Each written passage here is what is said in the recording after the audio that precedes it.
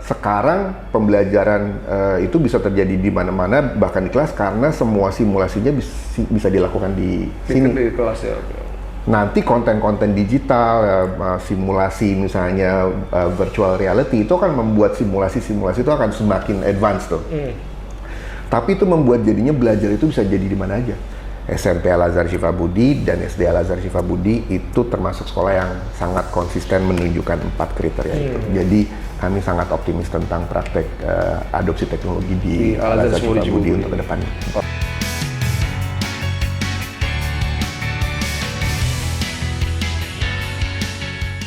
Halo, Assalamualaikum warahmatullahi wabarakatuh. Selamat pagi sahabat Inspiratif Daun Hijau. Kembali lagi bertemu dengan saya Ginanjar di podcast Inspiratif Daun Hijau. Hari ini kita akan membahas masalah teknologi ya. Bagaimana sekolah, perusahaan, ataupun tempat-tempat usaha perlu untuk mengadopsi teknologi gitu. Kita akan bahas lebih dalam dengan Mas Adi Respati, SPSI, MPSI. Halo Mas Adi, apa kabar? Kabar baik Pak Ginanjar, terima kasih. Alhamdulillah. Mungkin teman-teman belum mengenal ya siapa sih sosok Mas Adi ini. Mungkin Mas Adi bisa memperkenalkan diri dulu Mas ke teman-teman podcast Inspiratif Daun Hijau. Terima kasih Pak Ginanjar. Teman-teman Daun Hijau, nama saya Adi Respati, saya dari Websys for Edu. Websys for Edu ini adalah konsultan adopsi teknologi untuk pembelajaran. Jadi sekolah-sekolah yang ingin menggunakan teknologi untuk inovasi pembelajaran itu kami mendampingi mereka. Di Websys saya sebagai Head of Program, itu tugas kami adalah untuk merancang kurikulum dan konten pembelajaran. Oke, berarti sehari-hari sibuk bekerja di Websys ya tadi? Ya. Konsultan pendidikan? Ya. Oke, nah bicara tentang teknologi ini Mas, berarti kan Websys ini sebagai konsultan pendidikan bagi sekolah, khusus bagi sekolah atau bagi perusahaan-perusahaan yang lain juga? Ada beberapa unit untuk Websys for Edu itu khusus untuk sektor pendidikan. Untuk yang ada satu lagi unit yang untuk melayani korporat. Oke, sudah berapa lama nih Mas Websys ini? Dan sudah berapa banyak sekolah atau perusahaan yang ditangani oleh Websys ini? Untuk yang edukasi, kita sudah masuk tahun ke-6.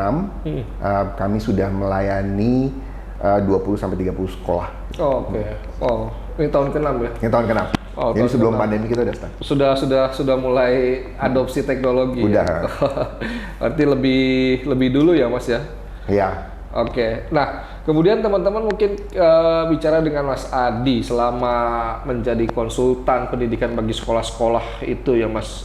Sebenarnya apa tantangan terbesar yang dihadapi oleh Websys? Oke, tantangan terbesar itu adalah meluruskan miskonsepsi tim sekolah tentang adopsi teknologi Pak Ginanjar. Jadi kebanyakan sekolah dan ini juga terjadi di korporasi-korporasi, mereka berpikir bahwa kunci dari inovasi mereka itu adalah kalau mereka sudah punya hardware dan software. Padahal sebetulnya inovasinya baru terjadi kalau hardware dan software yang mereka miliki itu kemudian digunakan dalam skenario tertentu. Jadi kalau misalnya sekolah adopsi teknologi, setelah mereka mengadopsi software tertentu atau hardware tertentu, mereka perlu memikirkan pembelajaran yang mereka mau terapkan seperti apa. Guru-gurunya kompetensinya berubah menjadi seperti apa. Guru-gurunya jadi bisa membuat apa saja.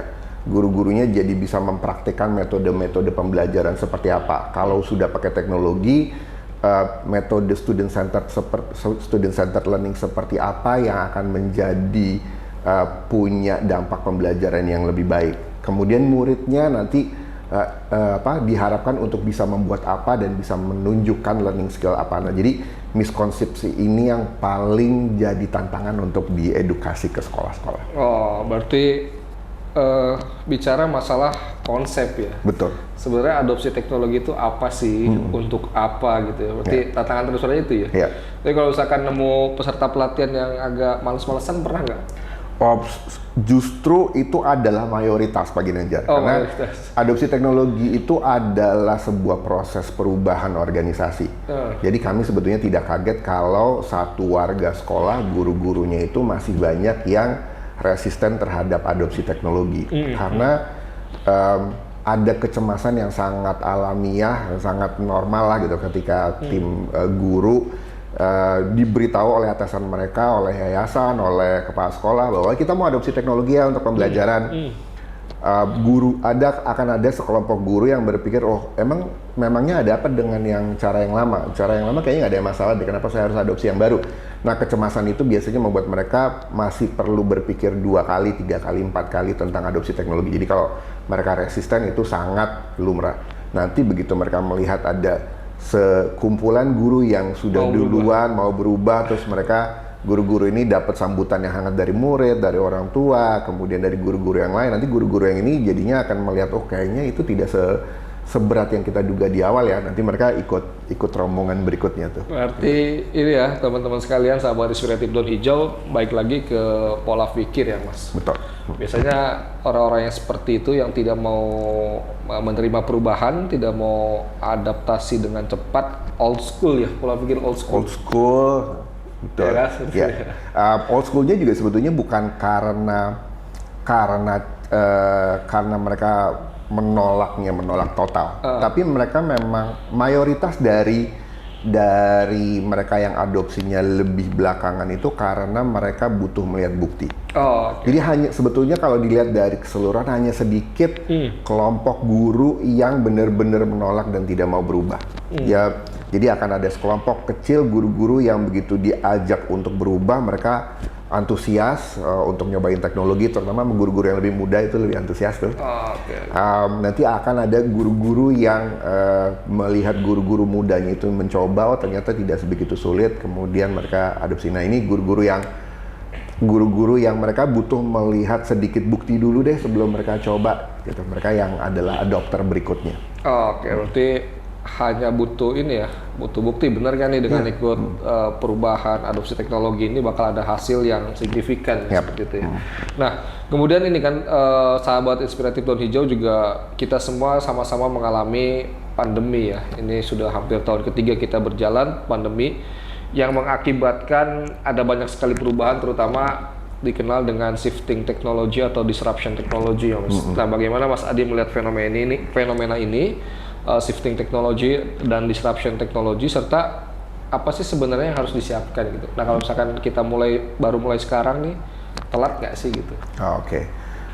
Untuk yang telat tidak pernah telat sih untuk adopsi teknologi. Jadi saya encourage untuk teman-teman semua warga sekolah, kepala sekolah, pemimpin ambil keputusan, guru-guru, apapun akses teknologi yang warga sekolah sudah punya saat ini, adopsi aja. Pandemi ini memang memaksa semua lini untuk adopsi teknologi sesegera mungkin tuh. Kami sebetulnya melihat itu lumayan ada hikmahnya, bahwa kalau dulu kami harus persuasi dulu konsep bahwa teknologi itu adalah alat yang paling strategis loh untuk inovasi pembelajaran. Kalau sekarang situasi eksternal mendesak guru untuk mengadopsi. Nah, dari sini nanti ada tahapan-tahapannya nih, Pak Ginanjar. Kalau teknologi itu digunakan kalau mindsetnya si pengguna teknologi adalah untuk survival proses sehari-hari, maka penggunaan teknologinya itu ya juga akan punya dampak untuk efisiensi sehari-hari. Tapi yang mumpung sekarang sudah 2 tahun dan masuk 3 tahun implementasi teknologi, mindsetnya para pengguna teknologi itu udah mesti mulai berubah tuh Pak Ginanjar. Mereka mesti melihat teknologi sebagai alat untuk inovasi. Dan kalau melihat teknologi sebagai alat inovasi pembelajaran, artinya ada kompetensi baru dalam mengajar yang perlu dipelajari oleh guru. Jadi metode-metode mengajar yang lama, yang satu arah, yang teacher centered, yang mengutamakan ceramah, lecture, itu sudah harus ditinggalkan. Tepatnya gini Pak Ginanjar, penggunaan teknologi dalam pembelajaran itu hanya benar-benar akan memberikan manfaat, memberikan dampak kalau prakteknya adalah student centered learning. Ya, jadi sekarang kalau sekolah sudah adopsi, sudah 2 tahun adopsi teknologi nih, segera adopsi metode-metode pembelajaran student centered learning dan cari tahu bagaimana metode-metode ini dipraktikkan dengan menggunakan teknologi. Teknologi itu kayak steroid deh. Ini mungkin bukan analogi yang tepat, kalau vitamin lah ya. Kalau tidak didampingi dengan tingkah laku rutin yang baik, ya vitaminnya akan punya dampaknya minimal juga. Gitu. Tapi kalau misalnya dari awal tim sekolahnya sudah mulai bervisi bahwa kita mesti adopsi student centered learning nih, begitu itu didampingi dengan teknologi, wah itu dampaknya akan berlipat-lipat. Akan berlipat ganda ya. Wow, arti kita tidak bisa memungkiri ya teman-teman bahwa kita hidup berdampingan dengan teknologi. Ada perubahan teknologi, maka akan ada juga perubahan pola hidup, pola pembelajaran, pola pengelolaan perusahaan dan lain sebagainya gitu ya. Nah, kemudian nih Mas Adi, kan Mas Adi ini kan mendampingi sekolah-sekolah mengadopsi teknologi. Apakah Mas Adi punya visi untuk menciptakan konsep sekolah masa depan gitu? Nah, kita akan bicara masalah sekolah masa depan gitu. Kira-kira menurut Mas Adi nih sekolah masa depan tuh yang seperti apa gitu? Jadi visi misi Websis itu apa, ingin menciptakan Indonesia pendidikannya maju menjadi punya konsep sekolah masa depan atau gimana gitu? Kalau visi yang sebagai gambaran besar gitu ya Pak, kami itu terinspirasi sekali dengan pendirinya Pixar Animation Studios. John Lasseter pendirinya itu tahun 80-an waktu dia masih jadi muridnya Walt Disney di sekolah animasi, dia itu pernah bilang ke senior-seniornya bahwa di masa depan nanti animasi itu pakai komputer. Dan itu semua senior-seniornya yang mana adalah semua sutradara animasinya Walt Disney pada saat itu menolak. Masih gambar ya dulu? Masih gambar, dan mereka tidak percaya, mereka merasa tersinggung bahwa teknologi itu akan punya peran utama di dalam membuat film animasi. Tapi John Lasseter waktu itu bilang bahwa teknologi itu harus bisa nantinya menginspirasi seni. Sebaliknya, seni harus bisa menantang teknologi. Jadi teknologi mestinya memberikan inspirasi kepada seni bahwa sekarang kamu bisa melakukan A, B, C, D, E. Tapi nanti seni menantang teknologi, kamu bisa nggak seperti manusia gitu? Kamu bisa nggak punya proses berpikir estetika seperti ini? Dan kan kita lihat akhirnya Pixar kemudian jadi besar, mereka mempopulerkan animasi 3 dimensi dengan film Toy Story-nya, mereka menang Oscar dan lain-lain. Prinsip itu menurut saya juga bisa diaplikasikan ke bidang lain terkait dengan teknologi, termasuk pendidikan. Makanya kami di teman-teman Websis di kantor selalu bilang kepada sekolah-sekolah, teknologi itu harus bisa menginspirasi pendidikan, dan pendidikan harus bisa men-challenge teknologi. Sekolah masa depan itu kalau berdasarkan bayangan kami, dan ini bukan bayangan yang Websis ciptakan, tapi kita adopsi dari mana-mana, kita belajar ya. Itu saya rasa paling tidak punya 5 karakteristik. Yang pertama, 5 karakteristik. Yang pertama apa Mas? Yang pertama connected. Nah, peran internet itu akan semakin penting. Kita lihat deh semua prosesor internet itu, prosesor connectivity itu terus meningkat, itu karena memang akan ada agenda konektivitas seperti apa sih yang nanti akan bisa disediakan. Tahun 90 kita nggak ada kebayang tuh bahwa kita bisa nonton streaming video yang besarnya itu 1,3 giga ternyata bisa di stream dengan sangat mudah dengan hanya benda yang sebesar saku kita gitu. Kita nggak kebayang. Tapi itu akan seperti itu. Mungkin nanti konten-konten digital itu akan semakin bersifat simulasi. Nanti akan ada teknologi metaverse, virtual reality, dan itu berarti perannya internet akan semakin besar. Yang kedua itu adalah mobile. Belajar itu akan semakin bisa dilakukan di mana saja. Kapan aja. Nah, malah sebetulnya proses belajar yang benar itu adalah di mana saja. Sekolah itu ya selama ini dipaksa harus di dalam sebuah gedung, di sebuah kelas. Tapi sebetulnya idenya sekolah kan gini Pak, kalau kita biasanya belajar itu dengan learning by doing, kita lihat di pengalaman sehari-hari kepentok dengan situasi ini, kemudian kita belajar, kepentok dengan situasi ini, belajar.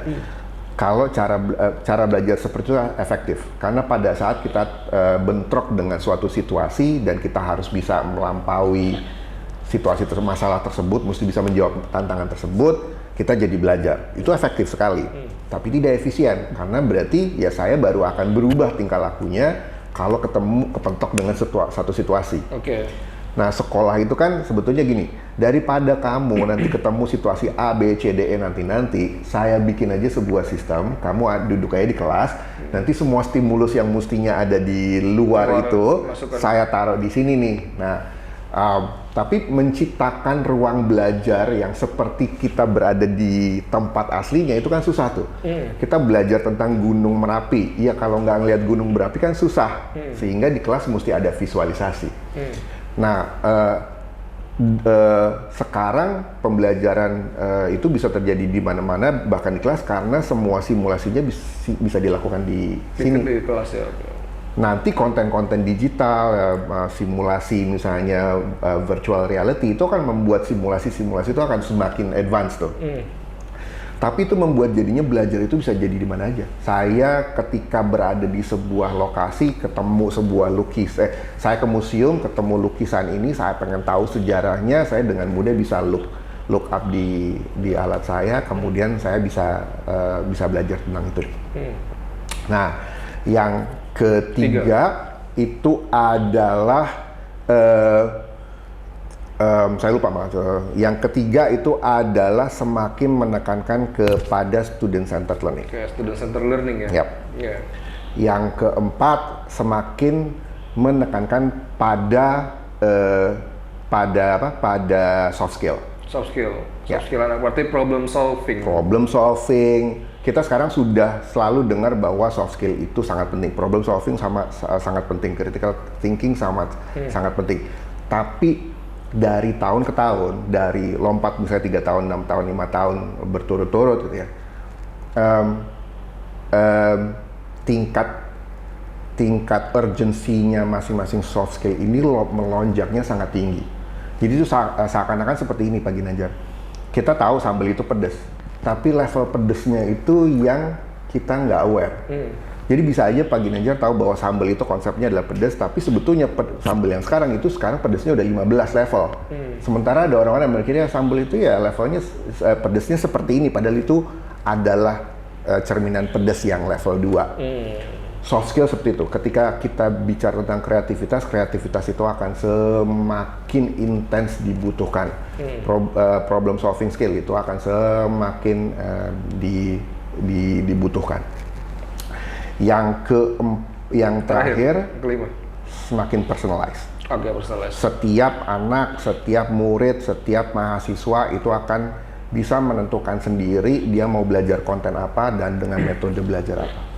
Oke, berarti tadi teman-teman ya ada 5 ciri sekolah masa depan ya. Nah, melihat dari tadi konsep sekolah masa depan yang diutarakan oleh Mas Adi ini, mungkin teman-teman juga rasanya mustahil kalau tanpa teknologi. Betul.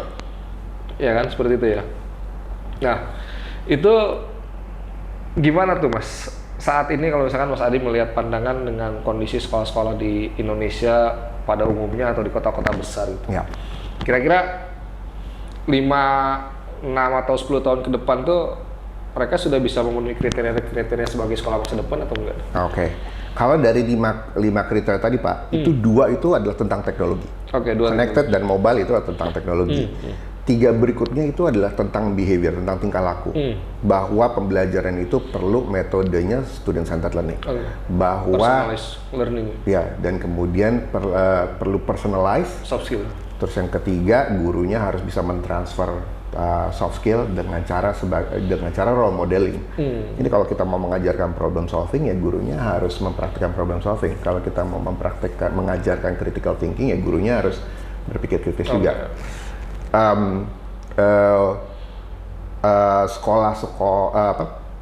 Untuk mencapai ke sekolah yang seperti itu, kota-kota besar sangat punya potensi karena Indonesia itu juga bukan kota-kota besar ya, mungkin bukan Indonesia secara keseluruhan, tapi Indonesia juga sudah banyak kota-kota yang punya kekuatan, yang akses teknologinya sudah baik, akses teknologi informasinya sudah baik. Artinya untuk pembelajaran yang mau mencoba untuk fend off atau untuk menjawab tantangan-tantangan globalisasi, sebetulnya kita sudah punya cukup akses teknologinya. Yang perlu dibekali adalah bagaimana supaya guru-guru kita itu punya keterampilan tadi student centered learning, personalized, dan kemudian soft skill. Untuk sekolah-sekolah yang akses teknologi informasinya terbatas, itu juga bukan berarti bahwa tidak bisa benar-benar mengadopsi e-learning sebetulnya. Tapi memang untuk sekolah-sekolah seperti ini perlu dapat pembekalan yang khusus tuh Pak Ginanjar. Jadi sekolah-sekolah daerah-daerah di Indonesia yang akses teknologinya sangat minim, yang masih lemah, itu besar kemungkinan adalah sekolah-sekolah adalah daerah-daerah eksotik. Daerah-daerah seperti ini itu punya kekayaan lokal yang berbeda dengan kota metropolitan. Kalau misalnya kita bicara misalnya daerah-daerah seperti Raja Ampat itu kekayaan alamnya itu benar-benar jadi keunggulan mereka. Kalau saya berpikirnya di sana mereka bukan belajar e-learning dalam arti seperti murid-murid di Jakarta punya koneksi internet yang full day 24 jam ya. Tapi kalau mereka bisa dibuat punya akses teknologi, misalnya belajar digital, artwork, fotografi. Bayangkan kalau murid-murid di sana itu punya kompetensi melukis, fotografi, videografi, kekayaan alam mereka. Itu berarti kita punya entah berapa sumber daya manusia yang dikembangkan untuk bisa mendokumentasikan kekayaan alam di sana. Jadi kalau kita mau bikin film dokumenter, kalau misalnya nanti kita mau buat buku pelajaran biologi yang kontennya adalah foto-foto flora fauna Indonesia, suppliernya adalah mereka. Jadi mereka belajar teknologinya bukan seperti yang di Jakarta, di Bandung, di Surabaya. Mereka belajarnya seperti itu. Kalau mereka bisa punya alat gambar digital, alat gambar biasa, kertas, tapi kemudian bisa di-scan dengan kualitas digital yang baik, nah fasilitas seperti ini yang perlu ada sama mereka. Oke, berarti kan tadi ya, masuk ke dalam salah satu ciri sekolah masa depan yaitu personalized learning ya. Artinya kan kemudian bahwa sebenarnya sekolah masa depan itu harusnya adalah mempersiapkan skill, kemampuan-kemampuan yang memang itu akan dibutuhkan oleh siswa tersebut disesuaikan dengan kondisi geografisnya. Iya, betul. Gitu ya harusnya. Betul. Sangat terkait dengan kalau kita bicara tentang pendidikan sebagai mesin untuk menciptakan perubahan, biasanya dikaitkannya juga dengan untuk memutar roda ekonomi. Ya udah kalau gitu kita pikirkan roda ekonomi masing-masing lokasi ini seperti apa, tulang punggung ekonominya seperti apa, pembelajaran itu bisa dikonsentrasikan ke sana. Itu adalah kuncinya personalized learning. Jadi personalized learning itu bisa pada level individu, murid saya bisa belajar apapun yang saya mau dengan metode apapun pada saat yang bersamaan. Itu juga bisa dalam level yang lebih luas kelompok gitu. Jadi ya pembelajarannya provinsi A dengan provinsi B ya tidak bisa sebegitu disamaratakan. Indonesia punya 33 provinsi, sekian ratus kabupaten. Artinya kemudian kalau misalkan mau seperti itu, pemerintah harus menyiapkan kurikulum sendiri gitu. Nah, tapi kan sekarang ini dari Mas Menteri Nadiem Makarim, Menteri Pendidikan itu kan mengusung semangat merdeka belajar gitu. Nah ini menurut Mas Adi, sesuai nggak sih konsepnya dengan sekolah masa depan itu? Dengan konsep kurikulum yang merdeka belajar saat ini? Kami sangat menyambut gembira kurikulum merdeka. In all honesty, kita tuh benar-benar senang dengan konsep ini. Kenapa? Karena muatan student centered learning-nya lebih banyak, sangat kuat. Salah satu yang diharapkan, yang dihimbau, yang didorong lewat kurikulum merdeka kan adalah ujian-ujian asesmennya murid jangan open-ended.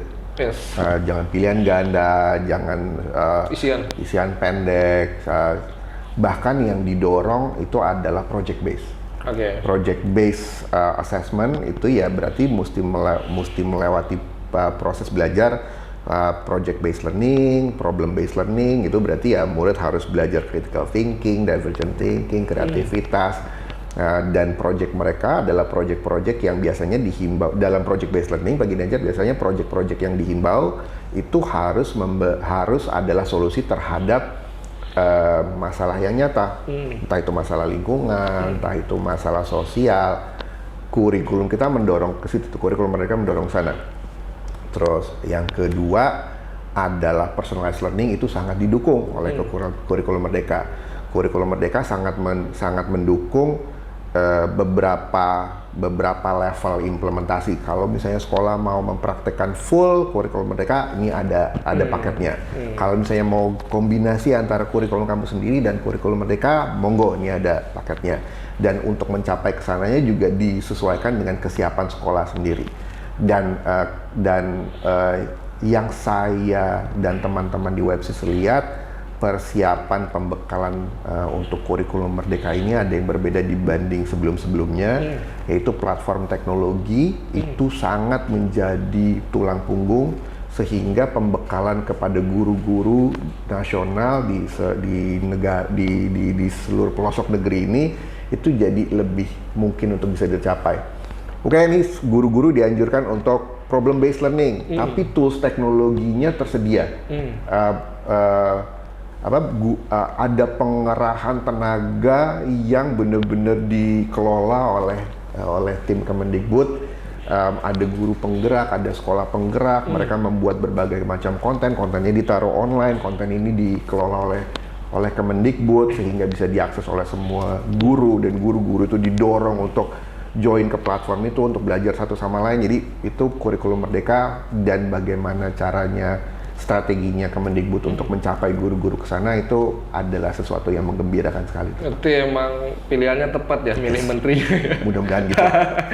Artinya kan kemudian dia tidak karena ngerti teknologi, bikin aplikasi dan sebagainya, proses birokrasinya mungkin bisa lebih cepat gitu kan. Akhirnya kan kemudian muncul sekolah-sekolah penggerak, guru-guru penggerak dan lain sebagainya. Nah kemudian nih Mas Adi, ini teman-teman kalau tadi dengar penjelasan Mas Adi, kayaknya sekolah di masa depan itu akan kelihatan lebih menyenangkan nggak sih? Ya, tepatnya sekolah itu mestinya dari dulu menyenangkan, Pak. Karena sebetulnya aneh bahwa ketika kita ada di sebuah tempat, di sebuah lingkungan, dan kemudian jadi bisa melakukan sesuatu yang tadinya kita tidak bisa. Jadi bisa?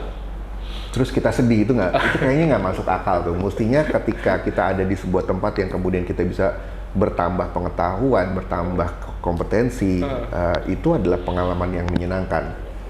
Tepatnya kalau kita lihat, kalau kita observasi proses belajar, ketika anak TK belajar, itu mereka kalau masuk ke sekolah tuh senangnya minta ampun. Tapi kalau kita udah bicara tentang SMP, SMA, itu kayaknya senyum girangnya pelajar itu mulai terkikis. Nah, beban materi ya? Beban materi. Kenapa demikian? Karena memang untuk belajar itu semakin konten itu di-drive oleh pihak luar, oleh guru, oleh kurikulum, oleh pemerintah, itu rasa bahwa saya memiliki pelajarannya itu jadi berkurang ya. Jadi itu makanya tadi 5 karakteristiknya itu ada personalized learning, kemudian ada student centered learning. Kenapa? Karena dengan metode pembelajaran seperti ini, yang terjadi di kelas itu benar-benar murid atau mahasiswa, pokoknya pembelajar dapat pengalaman bahwa mereka bisa memiliki kompetensi baru. Oh ternyata saya bisa ya bikin, ada satu sekolah yang kami kenal, ini bukan kliennya Websis, ini teman-teman kami. Sekolah ini semasa pandemi mereka tadinya nggak terlalu punya antusias untuk mengadopsi teknologi, malah teknologi itu termasuk fasilitas yang agak-agak dijaga lah untuk masuk ke sekolah. Pandemi terjadi, mereka harus adopsi. Dalam 4 bulan masuk pandemi, mereka mencoba sesuatu, Pak. Mereka jadi aware bahwa ada yang namanya podcast, ada yang namanya Zoom meeting, segala macam. Mereka coba challenge muridnya untuk, kamu bisa nggak bikin edukasi masyarakat. Dan yang terjadi adalah, ini murid SD itu membuat podcast untuk mengedukasi masyarakat tentang, kalau nggak salah topiknya lingkungan hidup. SD itu, Pak. Jadi sebegitu ada, kan untuk bikin siaran radio kayaknya dulu mesti jadi penyiar radio, mesti Susah sekolah ya? S2 dulu gitu. Podcaster. Tapi sekarang tuh teknologi itu memungkinkan untuk seseorang itu melakukan Pekerjaan apapun. pekerjaan yang jangan-jangan dulu hanya bisa dilakukan oleh orang yang sudah masuk usia profesional, Yes. yang sudah dapat training, yang sudah masuk usia tertentu. Lu ini anak SD loh. Iya. Yang tadi saya ceritakan ada teman, ada kolega-kolega kami yang sekolahnya itu murid-muridnya bikin platform untuk memberikan masukan kepada dunia pendidikan. Namanya lucu whiteboard. Itu murid-muridnya yang mengadakan podcast, mengadakan Zoom meeting, ngajak guru. Nah, jadi bayangkan kalau misalnya pembelajar itu dapat kesempatan untuk menjawab berbagai macam tantangan yang mereka nggak kepikiran, gurunya jadi fasilitator, itu pengalaman belajarnya akan menyenangkan. Mau nggak mau, proses belajar kita ke depan harus seperti itu. Menyenangkan ya. Nah, ini juga kan teman-teman, tadi di awal Mas Adi cerita bahwa Mas Adi bekerja di Head of Program Websis ya. Nah, Websis juga kan mendampingi sekolah SMP Al-Azhar Sifabudi dan juga SD Al-Azhar Sifabudi Cibubur ya. Nah, menurut Mas Adi, gimana di SMP Al-Azhar Sifabudi Cibubur? Apakah di SD dan di SMP, apakah adopsinya sudah berjalan dengan baik atau masih perlu ditingkatkan? Ataukah Al-Azhar Sifabudi Cibubur sudah siap dengan konsep sekolah masa depan gitu? Yep. Adopsi teknologi itu ada journey-nya, ada roadmap-nya, Yes. ada Milestone ya. ada milestone-nya. Nah, semua milestone itu memerlukan 4 hal. 4 aspek ini perlu terjadi nih Pak. Yang pertama, konsistensi. Oke. Websis memberikan pembekalan kepada guru dan pemimpin. Tapi setelah pembekalan itu diberikan kepada tim sekolah perlu mempraktekannya secara konsisten. Yang kedua, sekolah perlu mempraktikannya secara gotong royong. Artinya jangan hanya ada satu atau dua guru gitu. Semua gurunya gotong ramai-ramai dan bukan cuma ramai-ramai sendiri-sendiri. Apalagi kalau misalnya ramai-ramai gotong royong itu akan lebih baik lagi. Cepat, Malah mengerjakan implementasi adopsi teknologi itu lebih mudah kalau gotong royong daripada ramai-ramai tapi sendiri. Oke. Ataupun sendiri loh. Nah, terus yang ketiga ada kebijakan yang kuat. Warga sekolah, tim manajemen sekolah harus punya kebijakan yang jelas. Goalnya kita apa, sasaran kita apa, targetnya kita apa. Kalau bapak dan ibu dapat fasilitas apa dengan implementasi ini. Kalau bapak dan ibu memenuhi target itu, maka bapak dan ibu akan mendapatkan penghargaan apa. Kalau misalnya tidak, ya berarti bapak dan ibu tidak dapat penghargaan seperti penghargaan itu bisa tanggung jawab yang lebih besar, kepercayaan yang lebih besar, boleh bereksperimen dengan pilihannya mereka sendiri, itu bisa macam-macam. Yang keempat adalah role model. Pemimpinnya harus jadi role model. Adopsi teknologi itu adalah perubahan yang sifatnya transformasional. Perubahan transformasional itu hanya bisa terjadi kalau pemimpinnya ikutan sebagai role model. Ini tidak berarti bahwa pemimpinnya harus sejago gurunya, apalagi harus sejago muridnya. Enggak, guru pun tidak harus sejago teknologi seperti muridnya kok. Tapi pemimpinnya juga mempraktikkan proses belajarnya. Proses belajar di mana pakai teknologi itu ternyata ada adaptasinya ya. Saya mesti susah payah di sini dulu, tapi nanti step-stepnya ya. Ya, setelah nanti terasa benefitnya kan baru itu ringan segala macam. 4 hal ini harus terjadi di setiap langkah roadmap tersebut. SMP Al-Azhar Sifabudi dan SD Al-Azhar Sifabudi itu termasuk sekolah yang sangat konsisten menunjukkan 4 kriteria itu. Jadi kami sangat optimis tentang praktek adopsi teknologi di Al-Azhar Sifabudi untuk kedepannya. Ini sebenarnya seru banget ya teman-teman, kita bicara masalah teknologi pendidikan, di mana kemudian teknologi dan pendidikan tidak bisa dipisahkan tapi harus berjalan dengan beriringan. Terakhir Mas Adi, apa sih pesan-pesan dari Mas Adi untuk seluruh sekolah-sekolah dan juga guru-guru di Indonesia yang menyaksikan podcast Inspiratif Daun Hijau ini? Apa sih yang harus dilakukan, pesan semangat dari Mas Adi, motivasi-motivasi untuk sekolah-sekolah dan guru-guru agar tadi seluruh sekolah di Indonesia ini siap untuk menghadapi tantangan global di masa mendatang ya? Karena kalau misalkan kita lihat tadi apa yang dikatakan oleh Mas Adi, sangat memungkinkan sekali anak-anak Indonesia ngambil sekolah dari luar negeri karena kan tadi ada personal learning, ada mobile, ada connectivity. Itu sangat mungkin kan sekolah-sekolah luar masuk. Artinya kemudian kita akan bersaing juga dengan tenaga luar, dengan sekolah-sekolah luar negeri. Mereka tanpa perlu mendirikan gedung sekolah di sini, anak-anak sudah bisa akses pembelajaran di sana, kan seperti itu ya. Nah, apa nih tips-tipsnya nih maksud untuk sekolah-sekolah, guru-guru yang menyaksikan podcast ini agar siap menghadapi tantangan global di masa mendatang? Oke. Karena adopsi teknologi selama ini sangat latar belakangnya sangat dipengaruhi dengan terjadinya pandemi ya. Jadi saya mungkin akan kaitkannya dengan itu dulu. Yang pertama, Bapak dan Ibu, dengan 2 tahun kita melalui proses pembelajaran yang harus survive selama pandemi. Bapak dan Ibu sudah saatnya kok untuk meninggalkan merasa harus belajar teknologi baru. Kalau Bapak dan Ibu sudah adopsi 4-5 aplikasi sehari-hari dipakai, itu udah cukup dulu. Tidak perlu belajar baru lagi dulu, karena 4 ini mestinya sudah bisa membuat pembelajaran itu sangat bermakna, sangat mendalam. Nah, tips saya yang berikutnya terkait dengan itu, Pak Ginanjar. Yang kedua adalah semua teknologi, fitur-fitur dari aplikasi yang Bapak dan Ibu sudah pakai ini, coba lihat kaitannya ketika digunakan untuk metode belajar student-centered learning seperti apa. Menggunakan aplikasi Jamboard untuk diskusi, untuk brainstorming, untuk collaborative learning itu seperti apa. Kalau misalnya kita menggunakan Google Classroom, fitur-fitur chatnya itu digunakannya seperti apa. Kalau Bapak dan Ibu menggunakan chat platform seperti Telegram, WhatsApp, penggunaannya untuk mendorong supaya murid itu berani mengeluarkan idenya, tidak malu-malu, itu seperti apa. Jadi itu yang kedua, cari skenario cari bagaimana metode student-centered learning itu dipraktekkan menggunakan fitur-fitur dari aplikasi yang Bapak dan Ibu sekarang udah pelajari, nggak perlu belajar yang baru dulu. Yang ketiga, pelajari tentang pentingnya soft skill.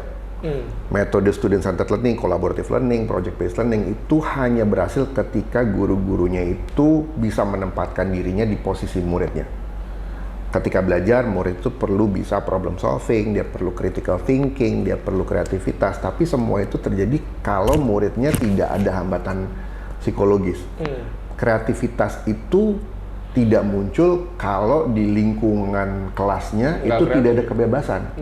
Kalau saya sebagai murid itu mau menyampaikan ide, tapi biasanya ide saya dibilang oleh gurunya tunggu dulu, itu belum tentu bisa. Ya saya jadi akan menarik diri, saya jadi down. Nanti kalau misalnya diminta untuk diskusi lagi, ya saya cenderung diem dulu deh, lihat teman-teman dulu. Jadi soft skill tuh kreativitas, berpikir kritis itu jadi sesuatu yang Bapak dan Ibu perlu pelajari. Yang keempat, yang terakhir dari saya itu adalah mental health. Mental health, oke. Ya, Bapak dan Ibu perlu sekarang belajar tentang mental health, karena kalau dalam konteks belajar itu ada 2 hal yang Bapak dan Ibu perlu kenali. Yang pertama adalah selama pandemi ini mental health kita itu seperti tergerogoti. Jadi kondisi murid-murid kita masuk ke kelas itu juga dalam kondisi mereka secara psikologis terisolasi. Susah ketemu teman, nggak bisa lari-larian di taman, nggak bisa ke kantin ketemu Bu Kantin dan Pak Kantin, nggak bisa jerit-jerit. Keluar rumah juga ada syarat dan ketentuan yang berlaku. Itu membuat semua orang jadi merasa terisolasi, dan itu jangankan untuk belajar, untuk lain-lain juga tidak segembira sebelum pandemi. Jadi untuk membuat kelas belajar yang waktu kita masuk itu jadi tempat yang menjanjikan happiness, itu jadi sangat penting. Yang kedua, mental health dalam artian tadi, ketika Bapak dan Ibu mempraktikkan student-centered learning dan mempraktikkan soft skill yang baik, itu yang salah satu dampak yang akan tercapai adalah mental health, kepuasan. Student-centered learning menantang murid untuk melampaui berbagai macam tantangan. Berbagai macam tantangan itu membuat mereka happy, puas terhadap diri mereka. Happiness yang seperti itu tuh yang kita ingin capai dalam proses belajar, dan itu akan membawa mereka ke rasa girang, rasa gembira. 4 hal itu tuh. Oke, wow, terima kasih sekali Mas Adi atas sarannya, atas masukannya untuk seluruh sekolah-sekolah dan juga guru-guru yang ada di Indonesia. Mudah-mudahan sekolah menjadi tempat yang menyenangkan, sekolah di masa mendatang menjadi tempat perubahan yang lebih baik, Ya. dan yang terpenting adalah sekolah di masa mendatang bisa menghasilkan manusia-manusia yang mampu memberikan solusi secara praktis di dalam kehidupannya sehari-hari sesuai dengan tingkat masalah, kondisi geografis, Ya. dan lain sebagainya ya. Wow, terima kasih banyak sekali Mas Adi Sama-sama, Pak atas Ginanjar. masukannya untuk kita semua tentang bagaimana sekolah yang ideal di masa mendatang tersebut itu. Terima kasih banyak Mas Adi dan juga Websis. Sampai ketemu teman-teman sahabat inspiratif daun hijau. Kita akan ketemu lagi di podcast inspiratif berikutnya. Wassalamualaikum warahmatullahi wabarakatuh. Bye. Bye. Terima kasih Bapak dan Ibu.